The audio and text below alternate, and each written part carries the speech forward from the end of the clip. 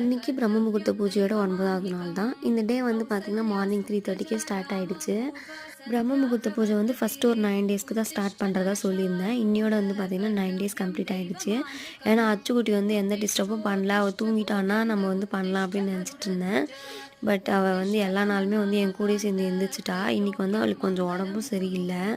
ஏன்னா பனி வந்து ரொம்ப அதிகமாக இருக்குல்ல, அதனால் அவளுக்கு கொஞ்சம் செட் ஆகலை.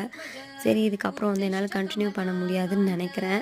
எனக்கு வந்து பிரம்ம முகூர்த்த பூஜை பண்ணணும்னு ரொம்ப நாளாகவே ஆசை இருந்துச்சு. இந்த மந்த்து ஃபுல்லாகவே நான் பண்ணணும்னு நினச்சிட்டு இருந்தேன். பட் அதை விட வந்து பார்த்திங்கன்னா அச்சுக்குட்டியோட ஹெல்த்து தான் எனக்கு ரொம்ப முக்கியம். அதனால் வந்து பார்த்திங்கன்னா நெக்ஸ்ட் இதுக்கப்புறம் என்னால் எப்போ முடியுமோ நான் வந்து அப்போ ஸ்டார்ட் பண்ணிப்பேன். நான் வந்து இந்த 9 டேஸ்க்கு பண்ணுறதா தான் வேண்டிட்டு இதை வந்து ஸ்டார்ட் பண்ணேன். அதே மாதிரி சந்தோஷமாக இந்த 9 டேஸும் வந்து பார்த்திங்கன்னா ஒரு நியூ எக்ஸ்பீரியன்ஸாக இருந்துச்சு. அப்போ ஃபேமிலி, ஃப்ரெண்ட்ஸ், நம்ம சப்ஸ்கிரைபர் எல்லாருக்காகவுமே நான் வந்து ப்ரே பண்ணிக்கிட்டேன். எல்லாருக்குமே நல்லதே நடக்கும். ஓகே, நெக்ஸ்ட் விலாகில் பார்க்கலாம். பாய்.